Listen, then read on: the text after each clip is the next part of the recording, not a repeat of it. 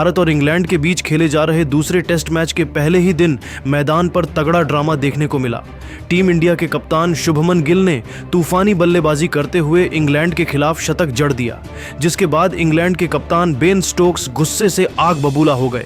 इसके बाद दोनों कप्तानों के बीच हुई जमकर लड़ाई, जिसे देखकर स्टेडियम में मौजूद हर किसी की आंखें फटी की फटी रह गईं। आखिर क्या थी इस लड़ाई की वजह? कैसे शुभमन गिल और बेन स्टोक्स के बीच तनातनी की नौबत आ गई और कैसे इस झगड़े को शांत कराया गया? आज हम आपको इस पूरे ड्रामे की पूरी जानकारी देंगे।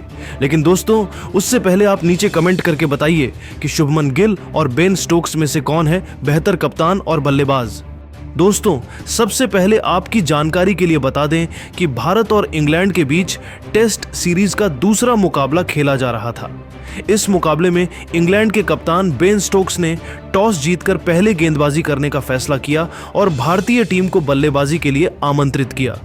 भारतीय टीम की शुरुआत में यशस्वी जायसवाल ने अटैकिंग पारी खेल, लेकिन फिर कप्तान शुभमन गिल ने मैदान पर उतरते ही तूफान मचा दिया। गिल ने इंग्लैंड के गेंदबाजों की जमकर धुनाई की और पहले दिन ही शानदार शतक ठोक दिया। उनकी इस आक्रामक बल्लेबाजी ने इंग्लैंड के गेंदबाजों को हक्का बक्का कर दिया।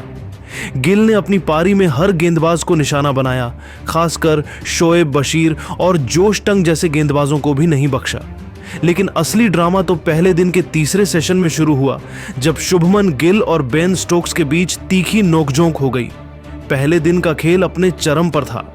शुभमन गिल शतक ठोककर बल्लेबाजी कर रहे थे और भारतीय टीम ने 300 रनों का आंकड़ा पार कर लिया था। इंग्लैंड की टीम दबाव में थी और उनके गेंदबाजों के पास गिल की बल्लेबाजी का कोई जवाब नहीं था। तभी बेन स्टोक्स ने गिल की तरफ कुछ तीखी टिप्पणी की। यह टिप्पणी गिल के एक शॉट को लेकर थी, जिसे स्टोक्स ने आक्रामक और अनावश्यक बताया। गिल ने इस टिप्पणी को नजरअंदाज करने की कोशिश की, लेकिन स्टोक्स ने बार बार गिल को उकसाने की कोशिश की। आखिरकार गिल का सब्र टूट गया और उन्होंने स्टोक्स को जवाब देना शुरू कर दिया। दोनों खिलाड़ियों के बीच मैदान पर ही तीखी बहस शुरू हो गई। स्टोक्स ने गिल की बल्लेबाजी शैली पर सवाल उठाए, जबकि गिल ने स्टोक्स को उनकी कप्तानी और गेंदबाजी रणनीति पर तंज कसा। यह बहस इतनी गर्म हो गई कि दोनों खिलाड़ी एक दूसरे के सामने आ गए। गिल अपने बल्ले को हवा में लहराते हुए स्टोक्स को कुछ कह रहे थे, जबकि स्टोक्स भी पीछे नहीं हटे और गुस्से में जवाब दे रहे थे। स्टेडियम में मौजूद दर्शकों का शोर और बढ़ गया और ऐसा लग रहा था कि दोनों खिलाड़ियों के बीच हाथापाई की नौबत आ सकती है। इस बीच मैदान पर मौजूद अंपायरों ने स्थिति को भांप लिया और तुरंत दोनों खिलाड़ियों के बीच में आ गए। अंपायरों ने दोनों को शांत करने की कोशिश की, लेकिन न तो गिल और न ही स्टोक्स वहां से हटने को तैयार थे। लगभग 10 मिनट तक यह तनातनी चलती रही। गिल ने स्टोक्स को हद में रहने की चेतावनी दी, जबकि स्टोक्स ने कहा कि वह मैदान पर किसी से डरते नहीं हैं।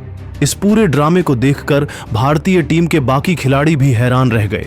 रविंद्र जडेजा और केएल राहुल जैसे सीनियर खिलाड़ियों ने गिल को शांत करने की कोशिश की, जबकि इंग्लैंड के जो रूट और क्रिस वॉक्स ने स्टोक्स को समझाने की कोशिश की।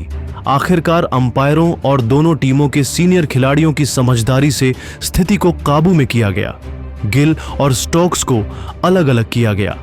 अंपायरों ने दोनों खिलाड़ियों को चेतावनी दी कि अगर ऐसा व्यवहार दोबारा हुआ तो उन पर कार्रवाई की जाएगी। पहले दिन का माहौल पूरी तरह से गर्म हो चुका था।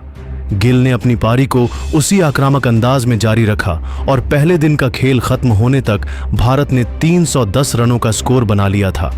गिल नाबाद 114 रनों पर बल्लेबाजी कर रहे थे। दूसरी तरफ बेन स्टोक्स और उनकी टीम पूरी तरह से दबाव में थी।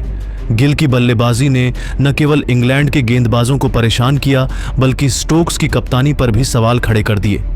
दोस्तों, यह था पहले दिन का वह तगड़ा ड्रामा, जिसमें शुभमन गिल और बेन स्टोक्स के बीच हुई तीखी नोक झोंक ने सभी का ध्यान खींचा। लेकिन अब सवाल यह है कि इस पूरे मामले में गलती किसकी थी? आप खुद नीचे कमेंट करके बताइए और ऐसी ही नई नई वीडियो के लिए हमारे चैनल को जरूर सब्सक्राइब करिए। धन्यवाद।